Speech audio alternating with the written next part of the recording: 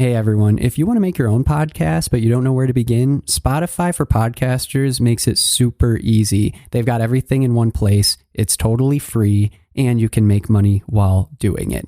Here's how it works. Spotify for Podcasters lets you record and edit podcasts right from your phone or computer, so no matter what your setup is like, you can start doing it today. Then you can distribute your podcast to Spotify and pretty much everywhere else podcasts are heard. Video podcasts are also supported, and you can even conduct polls and Q&As. With Spotify for Podcasters, you can earn money in a variety of ways, including ads and podcast subscriptions. And best of all, the platform is totally free. No catch, totally free. When I wanted to start my own podcast, I did not know where to begin, and I didn't think it was even possible.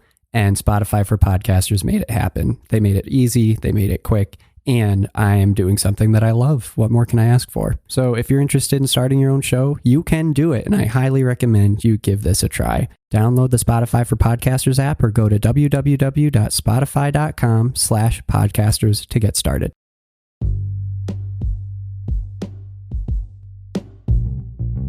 Hey, what's up, everybody? Welcome back to another episode of Everything Kratom, the podcast about anything and everything Kratom. Great to have you with us on this Monday morning. Hope you all had a great weekend. Hope you had a great Halloween. I ended up dressing up as Linguini from Ratatouille, and my wife was Colette, and our baby was Remy the Rat. It worked out really well, actually. It was surprisingly a complete family costume, which I've never had the honor of doing before, so really, really fun. Hope you all had a great, safe weekend. And actually, the way that I left it off last weekend was just saying that I was going to need Kratom's help because there were a lot of Halloween events that I was going to be attending or taking part in. So just to kind of kick it off from there, the whites and the greens, my friends, the whites and the greens, boy, are they helpful. I was so tired Friday afternoon that I couldn't even imagine going out that evening with people. But when I got home, I actually went a little bit heavier on the green than I did with the white.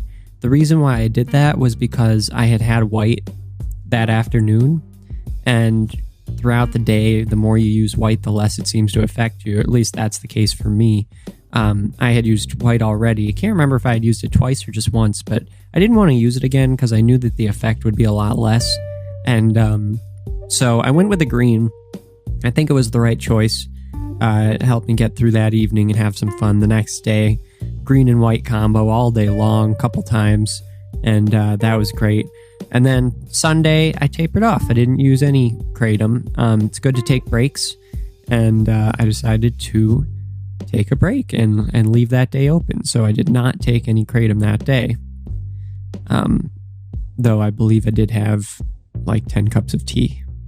But whatever, that's allowed.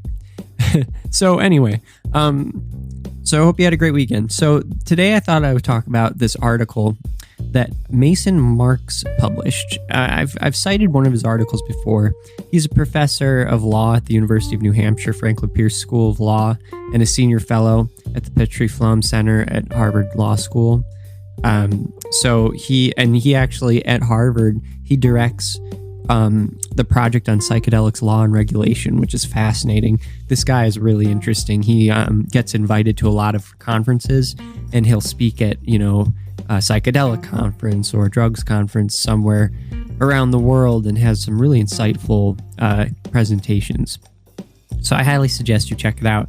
I'm going to leave a link to this article in the description. This is in a medically focused publication called STAT, and it's just a phenomenal article.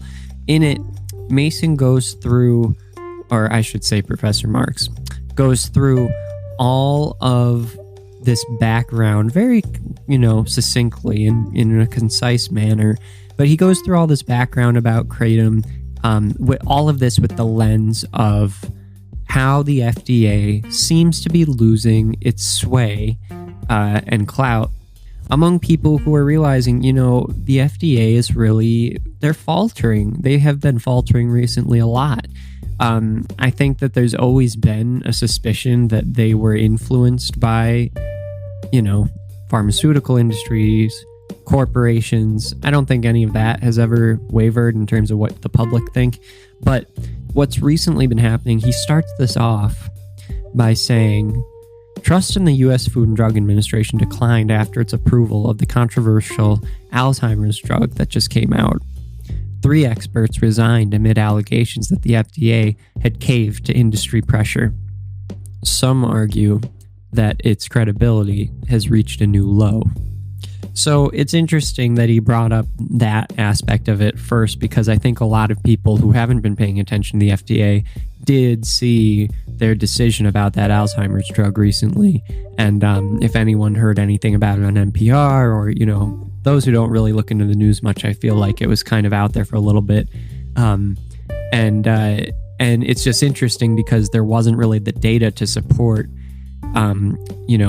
general, like opening up this new Alzheimer's drug to the market, but they kind of did it anyway with a real lack of solid evidence. There was one study that showed it worked well, but then another one didn't, and it was like, usually that's not enough grounds to make a drug legal and start using it. So anyway, there's already this wavering confidence in the FDA. And he touches on that, and then Professor Marks goes on. He goes through a little bit of the history with, kratom, what it is, the history of how it was originally, when we were trying to ban it in the U.S. the first time. And then he goes into all of these stats that, talk about all the poison control calls and how looking at the poison control calls versus how many calls come in for other things, it's kind of absurd that we're putting this much attention onto it, actually. Anyway, I thought that it was pretty well written, and I will put a link to the article in the description of this podcast for you to check out.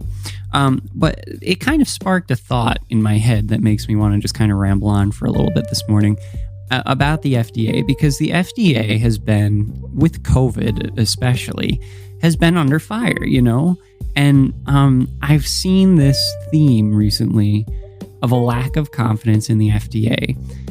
The fact that the FDA's word is, delivering a little less clout than it had in the past, and that their reputation is diminishing. And just be interested to hear about what you all think about that. I still, I'm a sciencey guy. I believe that if there are a bunch of scientists together, that they're going to make smart decisions generally. And that's why I'm, confident about this whole World Health Organization meeting. Because I think that the people who are making the decision are pretty competent scientific people who are going to make the right decision.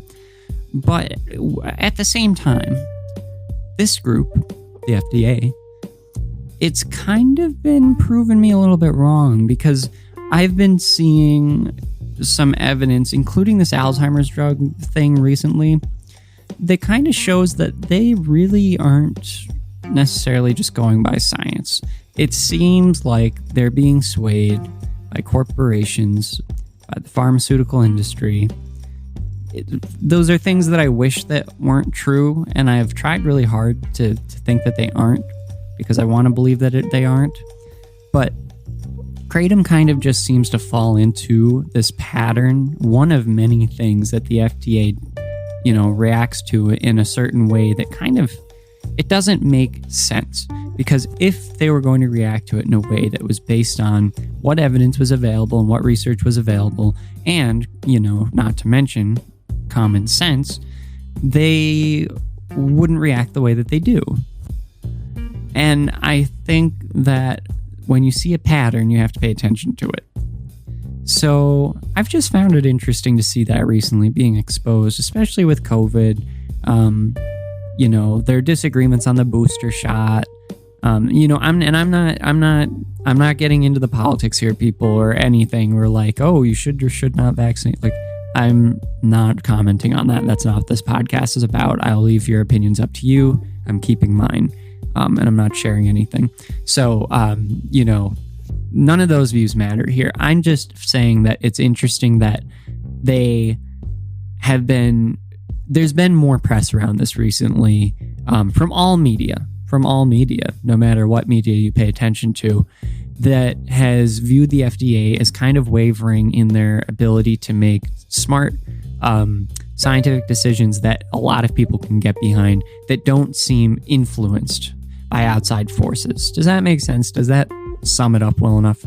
So anyway, thinking about that, and then bringing kratom into the framework and kind of as the lens, I find that it kind of fits the same pattern, you know?